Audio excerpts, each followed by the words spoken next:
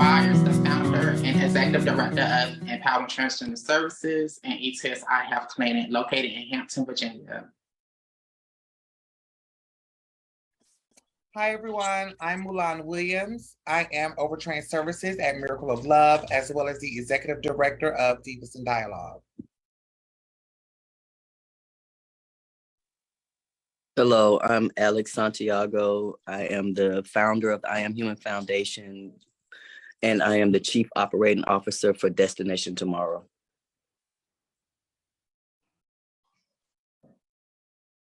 So I guess we could just dive on in until Natalia come in.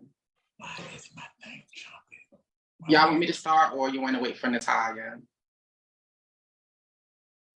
Go ahead and start, Diana. Okay. For the purpose of Natalia's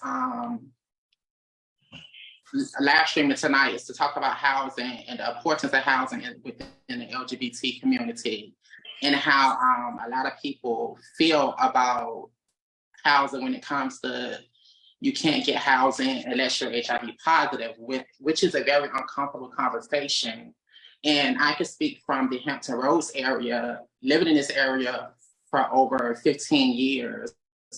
I can speak from experience in other clients coming to me that's HIV positive and HIV negative, and they can't get fair access to housing. And in my opinion, I just feel like when it comes to that, I feel like it has a lot to do with discrimination. I feel like that's a major piece when it comes to housing is discrimination within the your own LGBT community, because a lot of organizations that has that HOPPER program and that HUD funding is bigger organizations. So when it comes to those bigger organizations, they tend to give it to the clients that been in care for a very long time versus the clients that haven't been in care for a very long time. So yet the problems still remain the same, that we have a lot of our LGBTQ people that's HIV positive and negative that doesn't have housing. Okay, 1 second. Let's pull back real quick. Okay, let's go back to the beginning, and what we're gonna do, we're gonna introduce ourselves. Now, what we're gonna do is we're gonna say our names, we're gonna say our pronouns, the agency you represent, your favorite color. That's how we're gonna open up. So I'll introduce myself first. My name is Regina Livingston. My pronouns are she, her, queen, and diva. My favorite color is red, and I am the founder and executive director of Unspoken Treasure. And I'm just gonna go counterclock. The next person to introduce themselves is Nyana. Hi, my name is Nyana Byers. My pronouns are her and she. My favorite color is blue. I am the executive director and founder of Empower Transgender Services, as well as ETS I Have Clinic located in Hampton, Virginia. Okay. Mulan. Hi, everyone. I'm Mulan Montrese Williams here in Orlando, Florida. I am representing Miracle of Love. I'm Overtrained Services there, as well as the Executive Director of Divas in Dialogue. And my favorite color is red. And my pronouns are she, her, and diva. Okay. Alex. Hello, Alex Santiago, pronouns he, him, the Chief Operating Officer for Destination Tomorrow. And my favorite color is whatever looked good on me that particular day. I don't really necessarily. Okay. And Ashanti. Hello, everyone. My name is Ashanti Coleman. I am the co-founder of Lips Florida. My pronouns are she, her, and hers. My favorite color is gold. Okay. So we're gonna dive right in. For some reason, my camera is having technical difficulties, but we're gonna dive right in. And the first question is, what message do you feel is being portrayed amongst our young adults when they need services such as housing, rental assistance, etc.? And they are told by most of the bigger agencies, you have to be HIV positive. Who wants to answer first?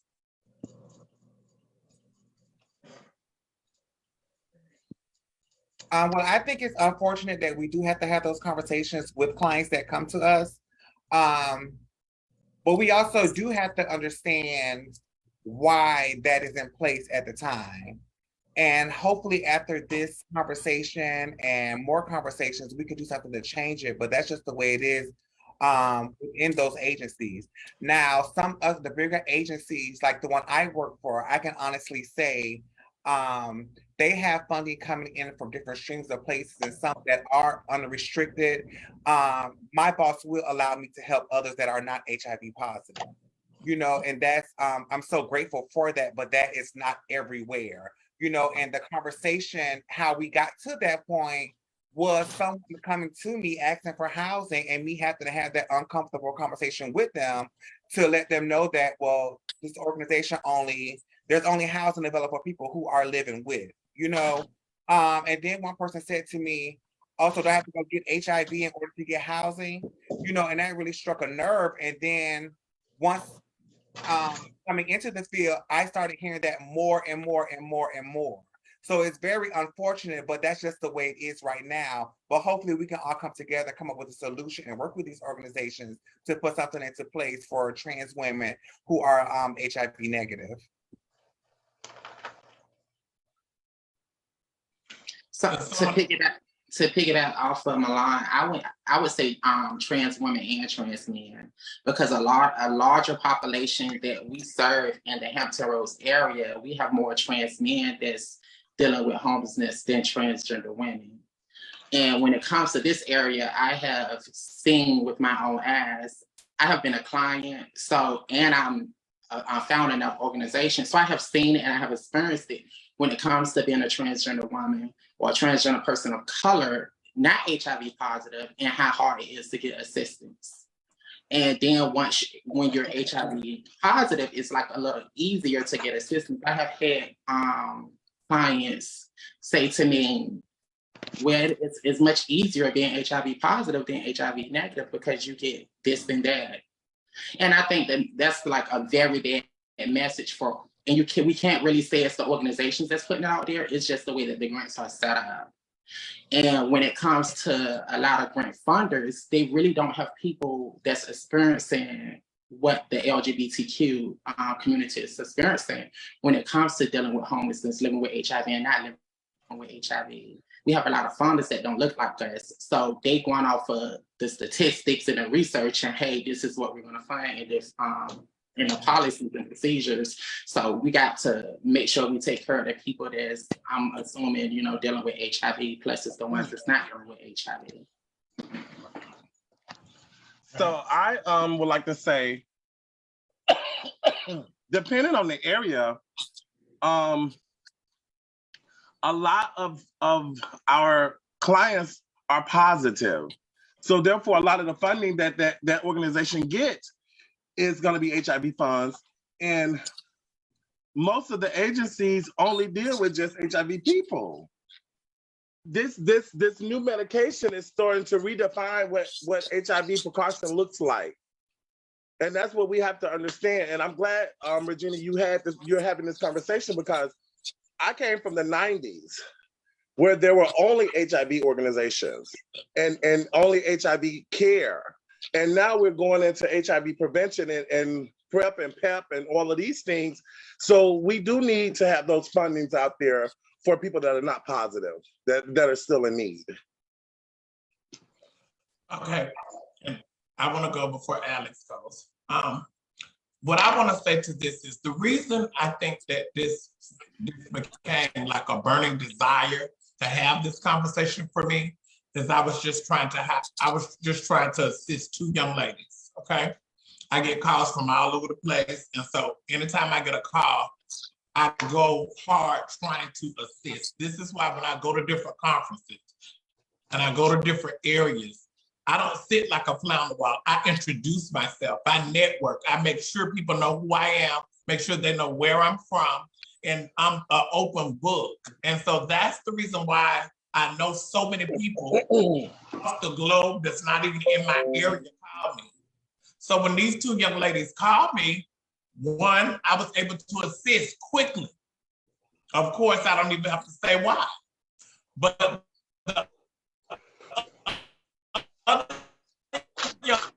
lady was in a situation and she needed assistance, and I was angry and I was seething because I didn't have anywhere to call.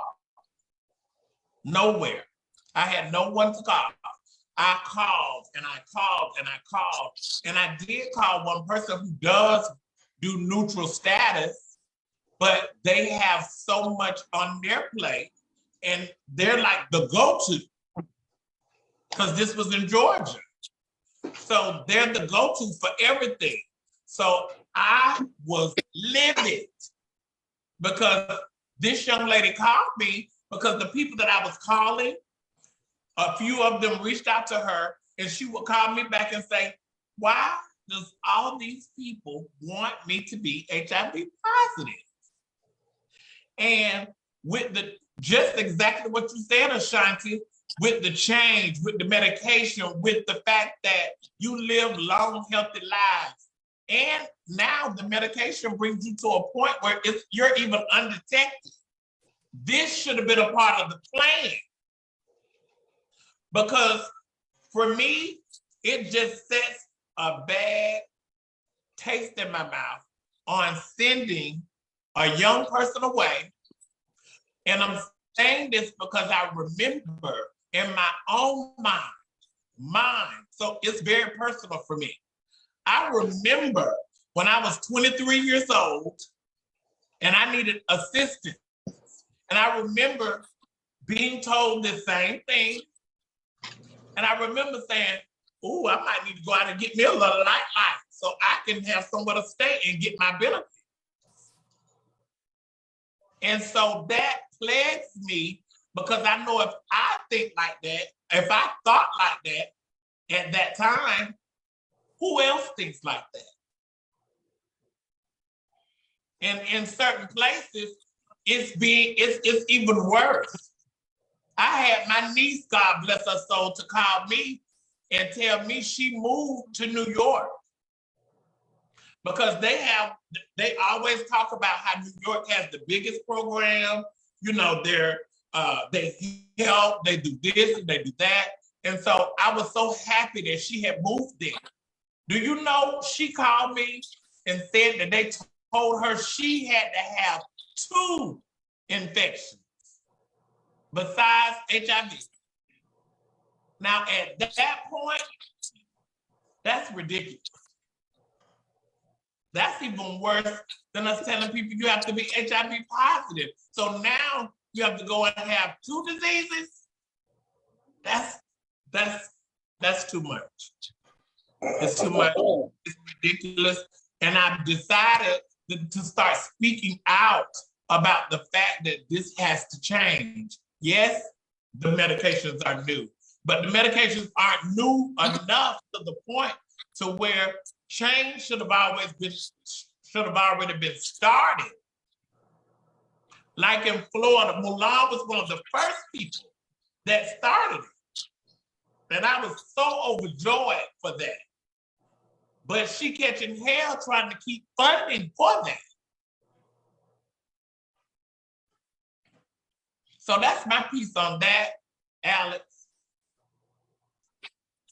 I mean, you guys touched on a lot of what I was going to say, but one thing is that if the goal is to end the epidemic and we're putting towards ending the epidemic, then funding should go towards housing those who are at risk for HIV because they're homeless.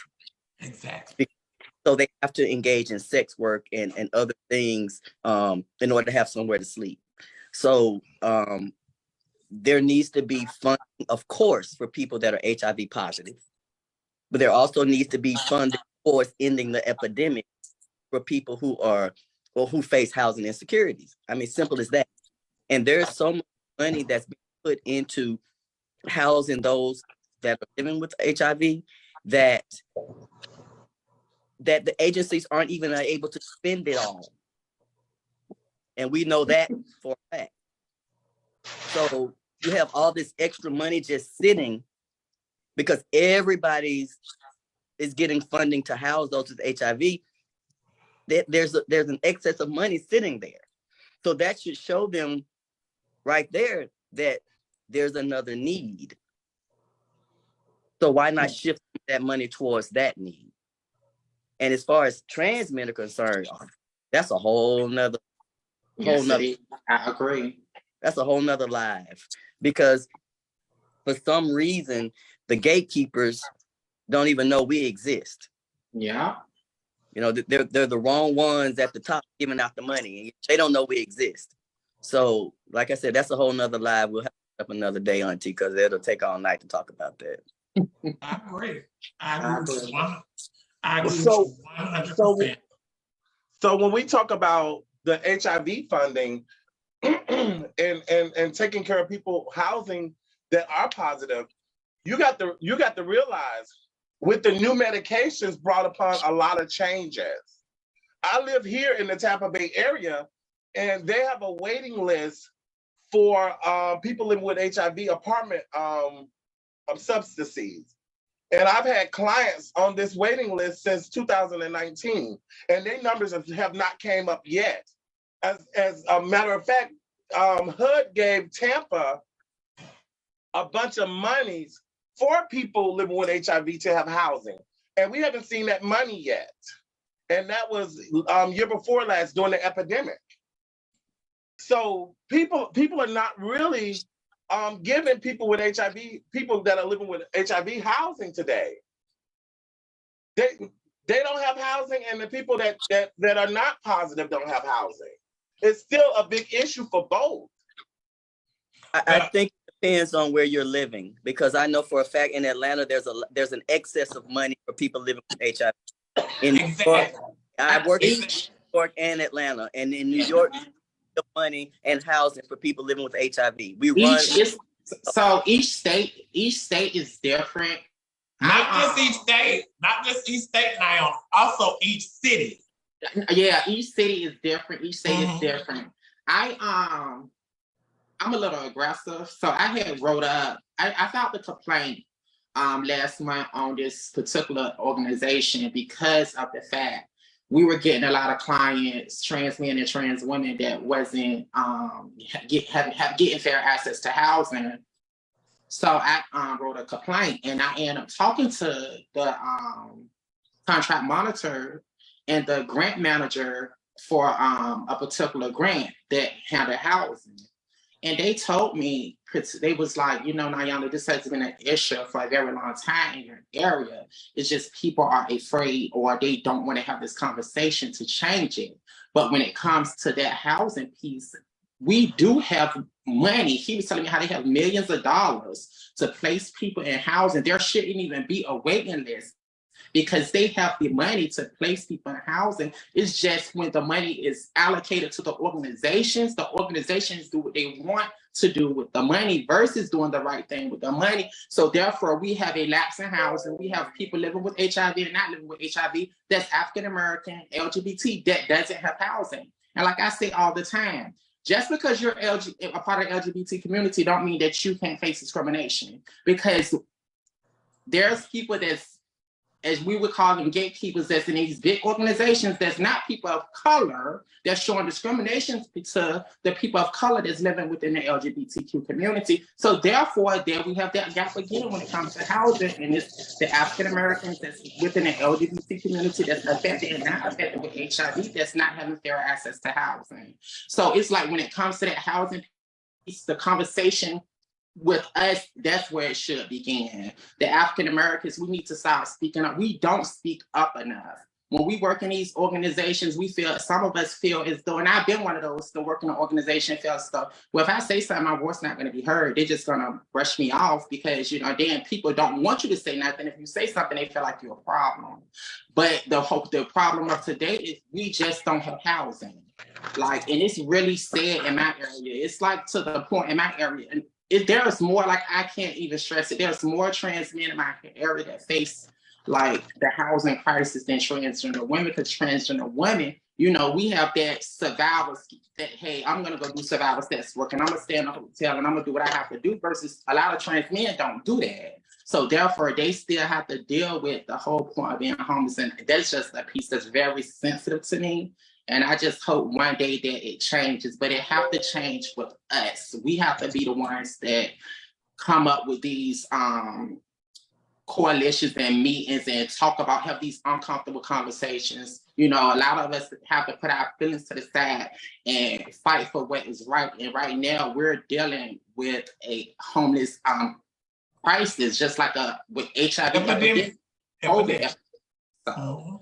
Yeah, and I definitely think if we all come together as a coalition and bring this up, we can definitely make changes because, and I'm gonna go to the comments.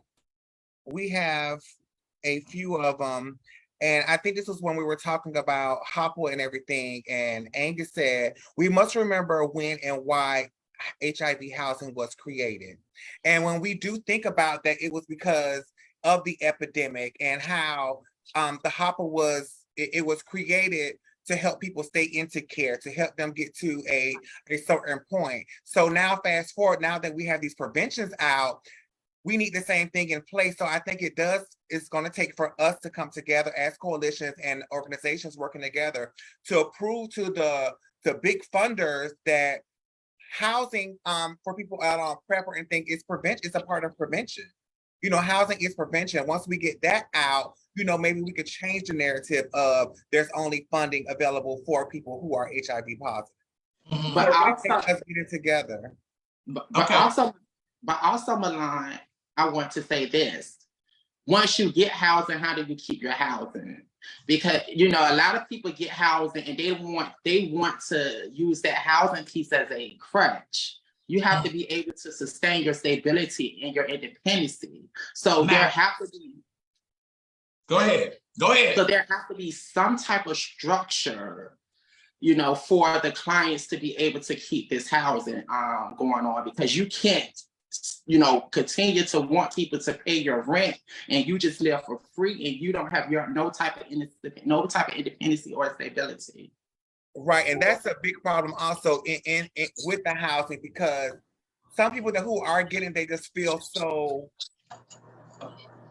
I don't know the word for it, but they just feel like it's owed to them and they don't want to work for it. They don't want to keep it. And also, before we even, and we need to get something in place if we do get housing for prevention, because the same thing can happen. Because I know for me, when I started my housing program, I probably would have had more funding right now had I not been just trying to help every single person that came to me. Because I realize now some people just want, they know you have it, so they want it, they don't even need it. You know, so the ones that really need it now, we're out of luck because I done help house these other folks. Now I have no funding for housing. You know what I'm saying? So something does need to be in structure, and something has to be put in place for intake as well, because once it is available, or if it ever does come available, everyone is going to want it. People who don't even deserve it. You know, and that's Go ahead. I was going to say we have a few more comments I wanted to read because we're getting this conversation. We have a few comments. Pocahontas definitely are not in Texas. That I think she's talking about housing for trans women. Dwayne Crowder said, if they were funding for anyone that identifies as displaced, how will we ensure that those dollars are allocated properly within our agencies and are not taken for granted by anyone claiming to be displaced? That's something like I was just saying. And that's what I was just getting ready to say. Me and Alex and me and Dwayne both had this conversation this past week. And I agree wholeheartedly across the board with that. However, what I feel like needs to be done is curriculum, just like with everything else. Just like when people come to me saying, I'm in a situation and I need a hotel. The first thing I need to do is sit down with them and let's discuss what's gonna happen next. Because if you get a hotel for somebody for 2 or 3 nights, there's checkout time. And so we have to have something in place.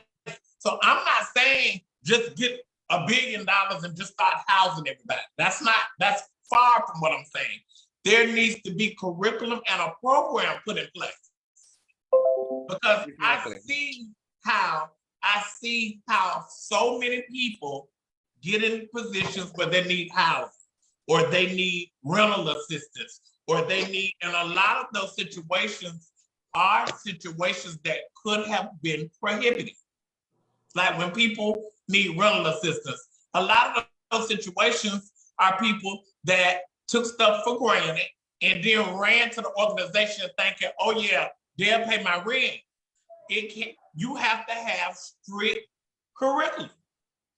There has to be a vetting process put in place. Natalia, they'll pay your rent, but like you're saying, they're not going to pay your rent if you can't pay your rent next month. Exactly. A lot of those organizations are not going to lend no type of support if they can't see how you're going to survive the next month. Mm-hmm. So the glue to the housing situation and to for someone to maintain a stability is vocational, educational, some type of certification, employment, because whether you HIV positive or negative, you have to have some type of independency. And I could say this from experience when it comes to transgender women of color. Sometimes we take advantage of things that's given to us. And when we take advantage of it and when it's gone, we're so quick to say we don't have this.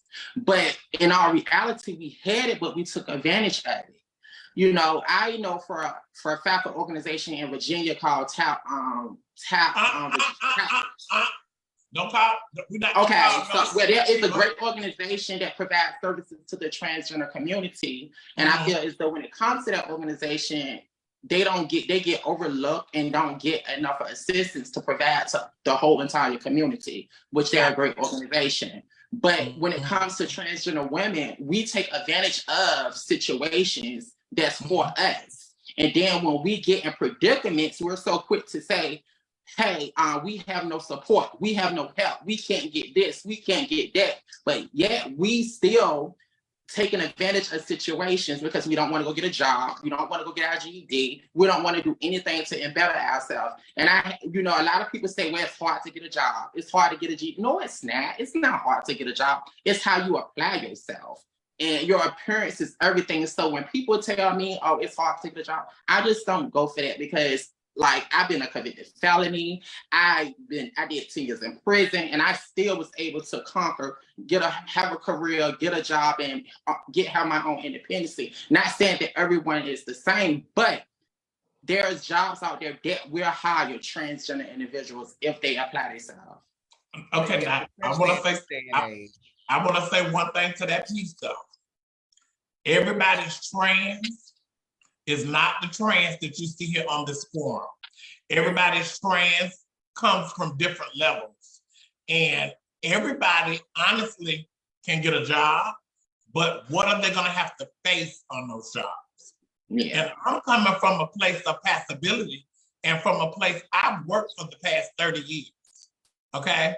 And honey, let me tell you something. I went through hell, but I'm stern and I'm a force to be reckoned with. And that's why I made it still. I made it work for me. Because at that time, I had no other choice. It was either I do what I had to do, or I was gonna be in the street doing what I had to do. And I chose to do what I had to do legally, so I didn't have to go back. But sometimes we got to change our Some of the things sometimes we have to change our mindset and the way that we think. Exactly. And a lot of times we don't do that because of the barriers that we are facing. So yeah, that's really important.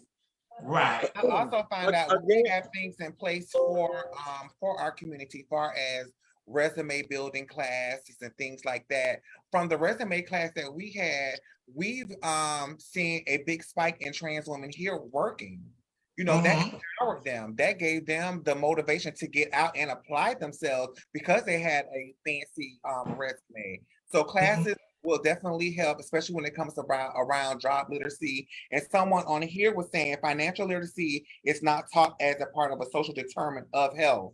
You know, financial literacy does need to be a requirement when we are housing people, because that definitely would help. And I am so grateful for Yasmin Prosper, because her organization comes to my organization to do financial literacy, and it has been a amazing help.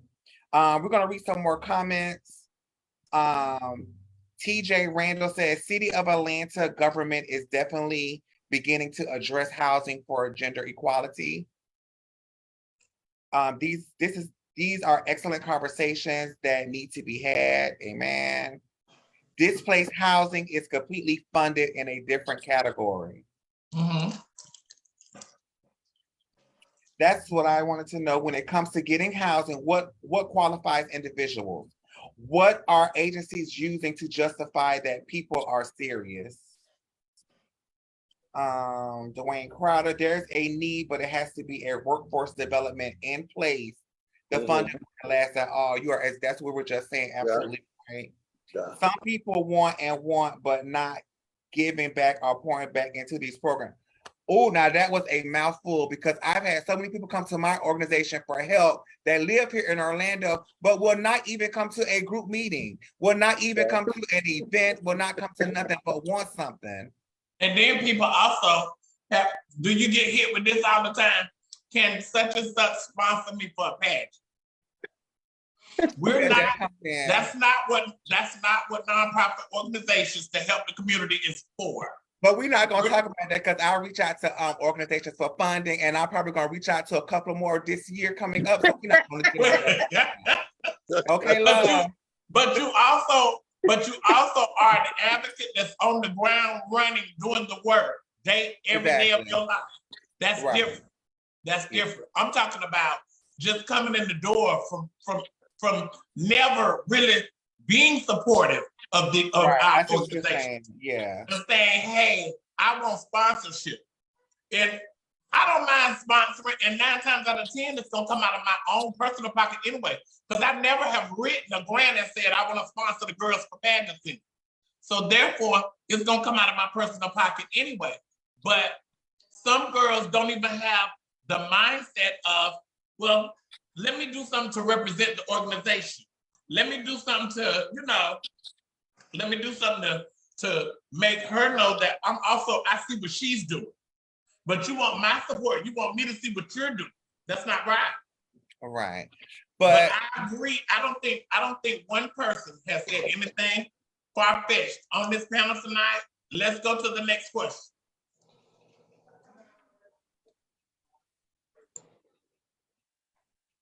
Okay. So the next question is, what's your definition of gatekeeper, and how does it affect our community? Some of y'all friends, huh? Hi, yes. Hi, yes. I'm gonna let y'all answer. I'm gonna let Nyana go first. Oh gosh. It affects our community in a whole lot of ways, because the gatekeepers are the ones that holds the funding. They're the ones that's putting out there in the community and supposed to be putting the programs out in place in the community to help our community. Much has changed, and our gatekeepers are not putting into our community, they're just putting it to their clients, which is nothing wrong with putting it to your clients. But what about putting it to the whole entire community that's dealing with these barriers and that's affected with these problems? Housing, employment. We have a lot of our community that doesn't even have a GED, which is very important. I feel as though when it comes to these organizations that has its funding, they need to, like Dwayne Crowder said, in the message that we need to have a workforce program in place. And I agree with that, because when it comes to that workforce program, it's a lot of people that, if given the opportunity, they would take advantage of the program, but they don't have that opportunity to take advantage of. Instead, when it comes to these, a lot of our gatekeepers that's putting these messages out there, they putting a message out here there, hey, come get tested, I give you a $25 gift card. How about come get tested and I'm gonna make sure you get your GED, I'm gonna pay for your service. you can go to school, which can help you gain some type of stability. You know, I just feel like when it comes to that whole testing component, I get it. The incentive, you have to incentivize things, but what about the stability of our clients when it comes to that whole testing piece? What about our clients that's HIV negative and we want to keep them negative versus, you know, we want to give them a gift card? Why can't you come up with something else to give them to put in? Not keep it going. So we got to take care of people that's negative, but also be mindful of the people that's positive to keep them in care. So, can I go next? Yes. Okay, thank you. I'm Ashanti.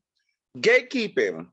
Gatekeeping are those people that are in power or think that they have power. For me, that stands in the doorway and blocks anything, any type of resources or access to anything that you could get to better your community or your organization. As trans women and or the LGBT, not even the LGBT, Black folks, as Black folks, okay? Because we very cliquish. We taught that as children. You know, my mama, my auntie, they don't mess with those people over there. And those people over there don't mess with us. Because that's how cliquish we are. So that only transferred into the lives that we live today. And you have people that are funders, that are philanthropists, that has these grants that they give back out into the community, but they only give them to certain people. You have information that should go to grassroots organizations, but it only goes to their friends. And it prevents grassroots from growing because they're standing there in the doorway of it. That's what gatekeeping looks like to me. Gatekeeping keeps the grassroots organization right where they're at, and the bigger organizations still grow. It's like they're suffocating us. I think we all can understand that and feel that you have went through that. Because oh, Milan. Yes, because you said that with like, baby, I done went through it. I know what it is, and I know who they are. Mm-hmm. Oh, you know, I know who they are. Yeah, I definitely agree with everyone has said. It's also, I would say, I just agree with y'all. I agree with y'all with gatekeeping. When it comes to gatekeeping, for me, I feel like there's good gatekeeping, and I feel like there's bad gatekeeping. Y'all have already expressed like a lot of the bad gatekeeping. When it comes to the good gatekeeping is when you have a person that may have privilege that knows that some of the community-based organizations that are small need support. Because at the end of the day, the community is normally more secure and comfortable going to those CBOs. They're not even comfortable a lot of times going to the bigger organizations. That's true. There's a lot of people I'm finding out, they ask me, oh, you do testing? I didn't even know that. I don't even go, you know, annually because I don't want to go to the health department. Mm-hmm. So even though that's not my first goal, that's still an important piece. So it's important for us to be in place for that. But we do have gatekeepers which come in the fold and they really help. And they stand in the paint for us. And they go to tables that we can't sit at. And they state their case and they come back and do what needs to be done. So there's definitely gatekeeping, good and bad. Yeah, and I've seen both sides of it. Now that you put it like that, yeah, because for me, knowing people like I'm friends with Dernice, and she has been a very big help to my organization, you know, telling me different things to do and trying to guide me in a right way. So there is definitely good gatekeeping in the community. Mm-hmm. Yeah. I don't consider that gatekeeping though. I consider those allies and sponsors or people, you know, I don't consider that gatekeeping. And maybe because in my mind, I have gatekeeping as a bad thing. So maybe that's why I don't consider that gatekeeping. But I feel like gatekeepers are people that don't look like me, don't experience what I go through, but want to tell me how to spend the money. That's how I look at gatekeepers. That is true, Alex. That's very, very true.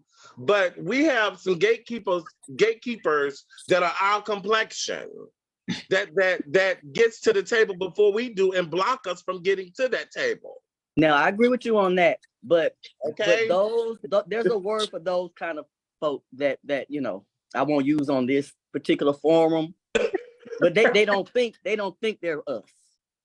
I'm just saying, they think they're a little bit better than us. So you're right. Not all gatekeepers are other complexions, but the majority of them are. But I agree with you, Ashanti. There are definitely some of us that don't want to see others, make it. And I agree with y'all. I totally agree with y'all. I've experienced it, but that's one of the reasons why I chose to do a lot of things on my own. And I know y'all, several of you can identify with what I'm saying. I chose to do a lot of things on my own, so I didn't have to worry about that. Because a lot of times, the places and spaces that you think you're supposed to get the most love and the most open, those are the places that will make you know it, and you'll go home gagged. You'll go home completely gagged. So for me, I do a lot of stuff on my own, and I like to learn. I'm a sponge. I love to learn. And so I've learned that there are so many gatekeepers out here. That's why I say I can talk about the positive pieces of gatekeepers, because there's a lot of gatekeepers that have access to a lot of stuff. And baby, they tell me, come on, baby. I don't know them. I've never been to a conference with them. I've never been to no events with them, but they've helped me more, than where I expected to get it from a lot of times. The assistance. So that's the only reason why I say I think there's good and bad gatekeepers. I've definitely been a part and been a recipient of some good gatekeepers. So did anybody else want to say anything else about that? Because we've covered, a good piece of that. The next question. Everyone on this forum is in some way responsible for the betterment of our community. Is there a certain service you think is missing? Explain. Workforce development. I think we all can kind of agree on that. Workforce development is a major piece that a lot of organizations don't have, and they should adopt it and put it to their plan, because it's very important. A lot of people should have that workforce development. I'm grateful that we do have that here with Divas in Dialogue. But for me, the service that is needed is what we're here talking about, housing. It is so needed. And like I said before, I really hope after this conversation, we can get together and try to talk to some of these gatekeepers to see what we can do to bring, light to prevention is housing. Housing is prevention. So hopefully together we can make something happen. Gotcha. I agree. And I feel like it's going to take, I hope this is the start of something. When I put up my post, I put up my post from aggravation. I was really aggravated because I had my sister call me from Virginia, tell me about her daughter, and I promised my sister that I was going to help her daughter. And so I was depending in my mind. I said, I know all these people. You see what I'm saying? In my mind, I know all these people, so I'm not going to have no problems. So come on, baby girl, come on. I got you. So when I'm making my phone calls, I knew my first place to go, but I tried to save that for last. I did. I wanted to save that for last because, like he tells me, you know what I face every day, because everybody really calls him for almost everything anyway. So he was like, try to, you got a lot of people. that you can call, which is true. So I started doing that, calling. That was the point I got frustrated. I was like, why? And so that's why we're here. I said, this has got to start being loud. Now, I must say, since posting that post I posted and doing the live that I did, I've had several inboxes. I have a young man, which is my brother from Atlanta, let me know that the CDC is working on status neutral housing. And so I was so happy to hear that. But at the same token, just like housing for people living with took a while, I know that's gonna take a while. And we still have our youth out here falling through the cracks. And the services that you stated, that's right on the money. Naona, that's right on the money. We're doing that right now here in Jacksonville. We're getting ready to, but what I'm doing different, being that I come from the workforce, I want to go out and sit and have conversations with these workplaces. So I can make sure that they have conflict resolutions and different things in place when these trans individuals come to your work establishment. Because I don't want to be responsible for sending somebody to their death or sending somebody to a space that's not going to be safe or conducive to what we're teaching them. Yes, we want them to work, but we don't want them to have to go to work and feel unsafe. We don't want them to have to go to work and be mispronounced. People not pronouncing them, call them the right pronouns, using the correct pronouns. We don't want them to be in an environment, because I've experienced all of it. And I know how it feels. I know how I used to feel when I left to go home. And so I don't want them to have to experience that kind of stuff. You can't protect them from everything because the world is going to be the world and the world's moving fast. But we have to make sure that we're putting all the pieces in place before we go to, So I'm in agreement with everything everybody's saying, but there's something, the curriculum has to be very strict. And it has to be something that's not going to, we don't want to put something in place and then they take it back because it's just not working. And see, that right there is a part of my housing structure that I'm trying to put together, because education has to be first, but we also need life skills. These people that we are housing, our sisters, our daughters, our sons, our brothers, a lot of them, for me in the house that I want to create, as far as housing is concerned, it has to have a mental health component. It has to have an educational component, some type of rehabilitation, life skills, money management skills. Then we go into the resume building and what other job skill, job readiness skills that they might want to go into, because some might want to even go into college. Yes. But there's a lot of things that should be put in play before we get there, because a lot of us come from a place of trauma. So we want to kind of erase that trauma or heal that trauma. Let's say heal that trauma before we send them out there into the workforce. Because if they're homeless now, and a lot of it is based on mental health problems or some type of whatever's holding them back, all they're going to do is get into housing, and it's not going to be sustainable. Agree. With that, I agree. So it's sort of, for me, when I think about a housing program, I think about the way Uncle Sam do things. Uncle Sam tear you down to build you up. Well, I want to heal you so that when you go out there into this world, I want to help you heal. I can't heal you, but I want to help you heal. I want to put things in place so that you can heal, that you have everything that you need in life right now that you didn't have before to succeed. And I don't want you having to come back next month for help. Hello. Yes. And Jeffrey Edwards says, how can other organizations form relationships with you all? Yeah, I think everybody on this panel is not people that's unknown. We are very known.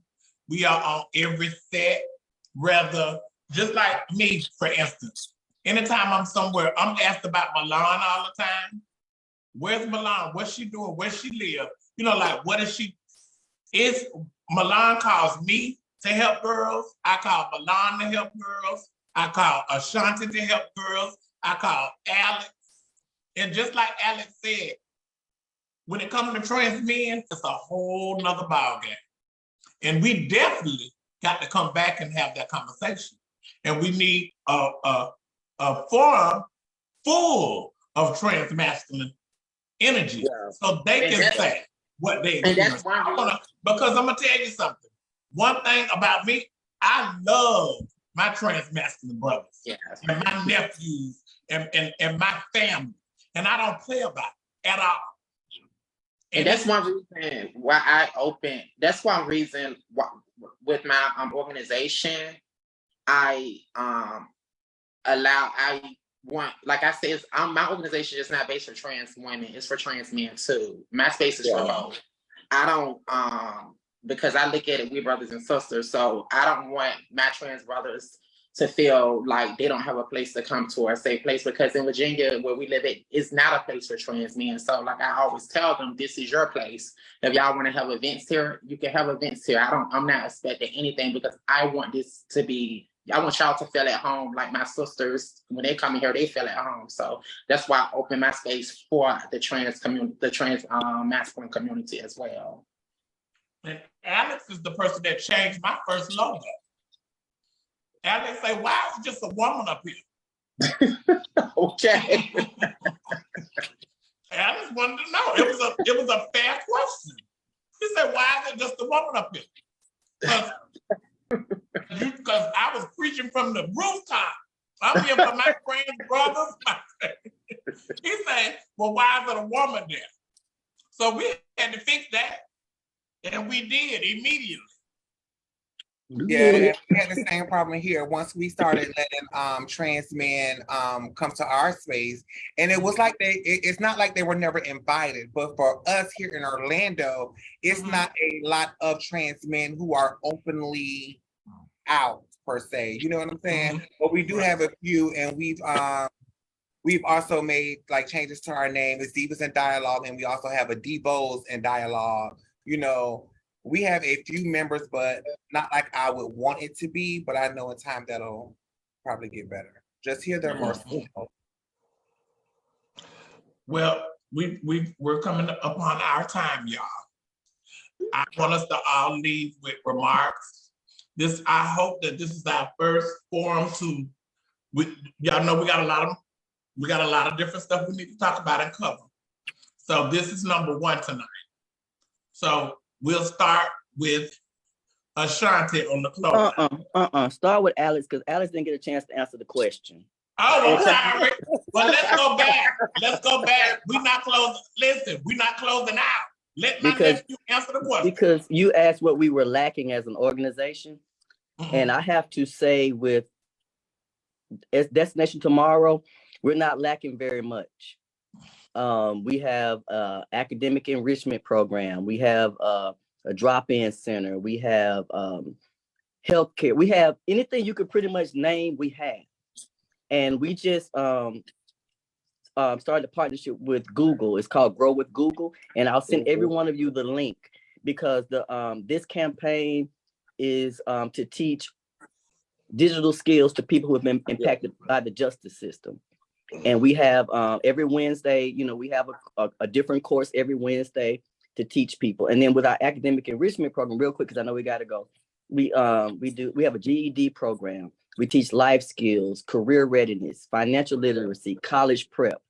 And one of the ones that I really like is the entrepreneurship portion. Because if you think about it, women who, or men, because there are trans men too who do sex work. Yes. You have transferable skills that you can bring into creating your own business.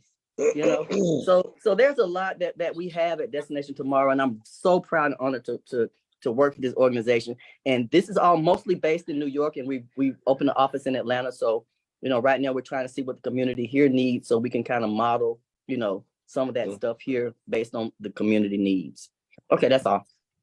And I hope you have some Zoom classes for people who are not in your area to, you know, take advantage of some of those outlets. Yeah, you know call what me I was Milan. You know what I was getting ready to say, Milan? Ashanti, myself, Nyona. Y'all know we're ladies we're women of means. We can put something together and go to Atlanta and go and visit Destination Tomorrow and see some things for ourselves and see how we can change some things in our own perspective areas. I'm always down for that. Yo, calm down. I'm 6 hours away. And I really wish more organizations was like that, like things that they offer that other organizations don't offer. I really wish we were in a world where it was okay to, you know, come in, show us this, or if we have someone here that could do the same thing, and we do this here without you thinking that we stole it from you guys, or, you know, it's a lot of that go on in the community where it needs to be, oh, they're doing this. Well, I wonder, can I bring that here too, and it help the community? You know what? You know what I'm saying? And that's what our executive director is all about. He's about helping the community. He's not one of those gatekeepers that everybody is worried about. You know, I think that's amazing. And Milan, I like that too. That was the whole purpose of the organization that you went to Hawaii with. That was the whole purpose of that gathering period, for us to come together and build a coalition, for us to come together and learn from each other and grow. That's the very main reason we're on this call today.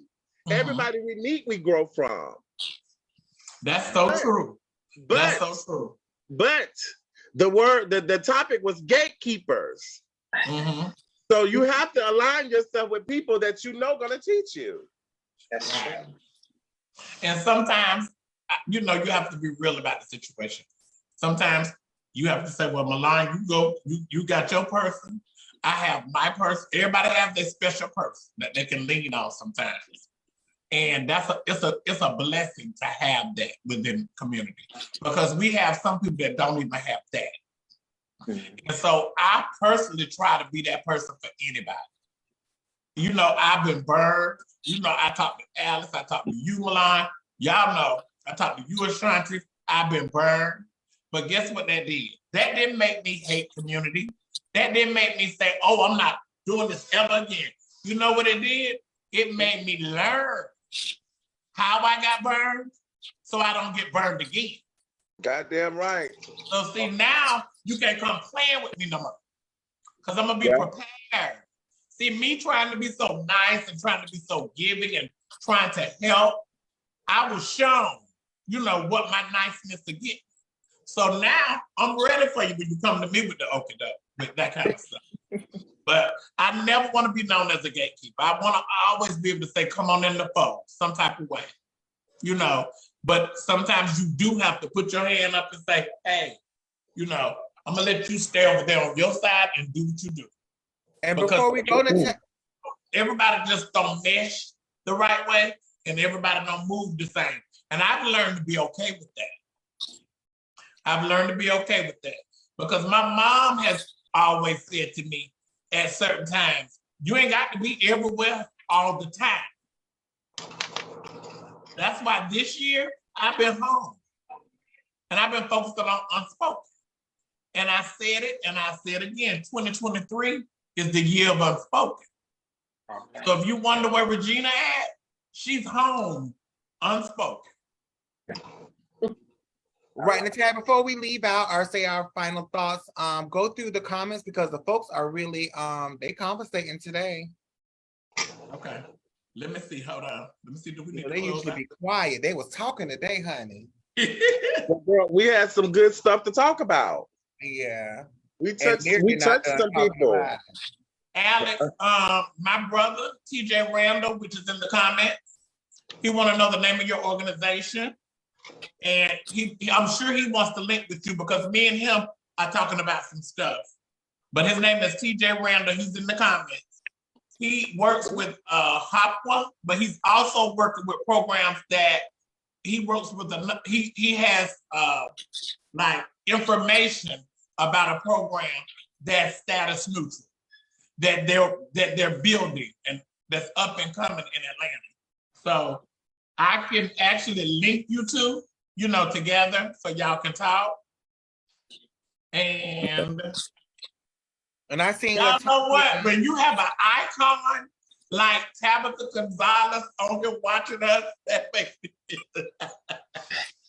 it's just that's my niece right there. I love it's Tabitha. some people in the community that just warms my heart, y'all. And just to see her on this forum almost brought me to tears. And I seen earlier LaTanya was saying that she feels mental health is often not talked about when it relates to all of the services. And I think that's definitely something that needs to be focused on more day and age. Yes, it does.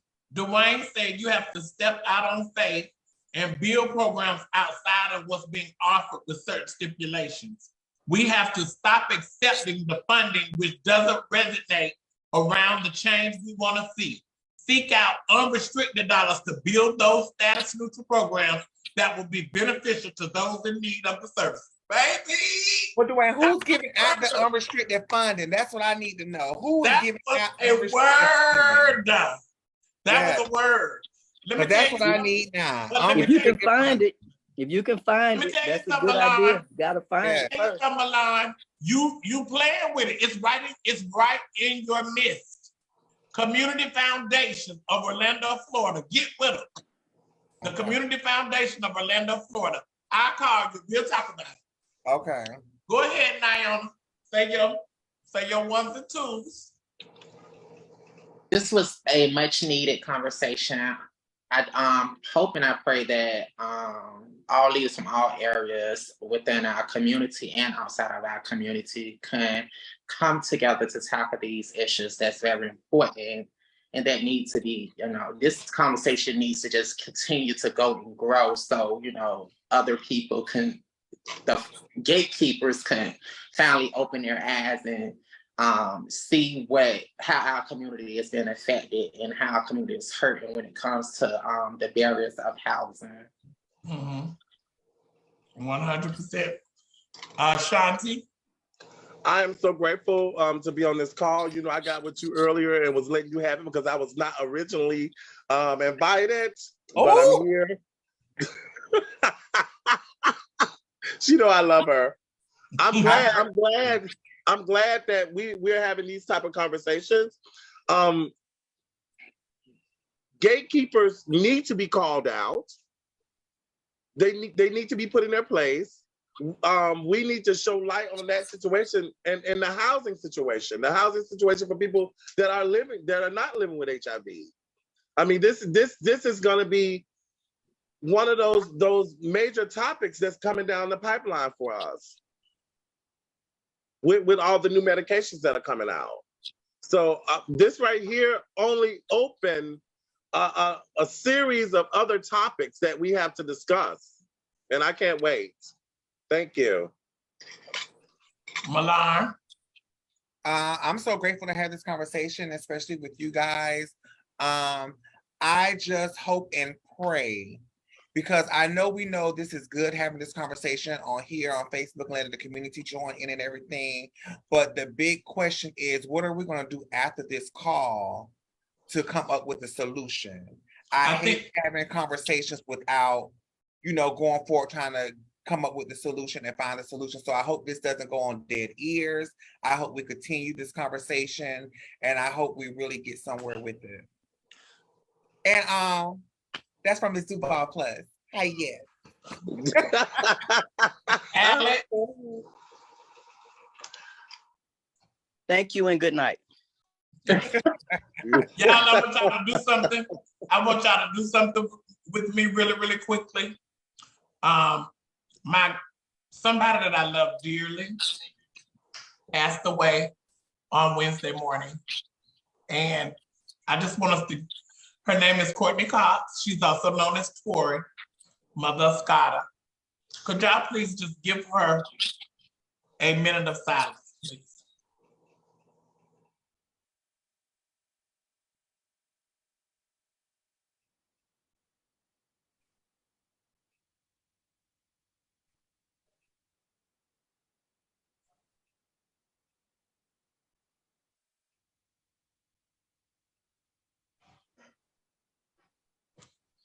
Thank you. That's a really special, she meant a lot to me. So this has been a really rough week. I love y'all. I've been praying for you, Nyona, because I know this was Candy's week as well. And I know that that's been very, very hard for you. I just want you to know, sister, I'm here for you. I love you. And we all have, I want you to never feel like your voice has to be stifled. I have been, me and you call me all the time. We give each other advice. We talk about stuff. And I just want to tell you, I'm so proud of the growth that you start showing. And everything all the seeds that you planted, I see them coming into fruition.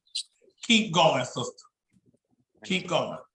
And your sister would be so, so proud of you if she was here to see the amazing things you are doing. Definitely. Thank you. Thank you. I love all y'all. This is not the end of this conversation.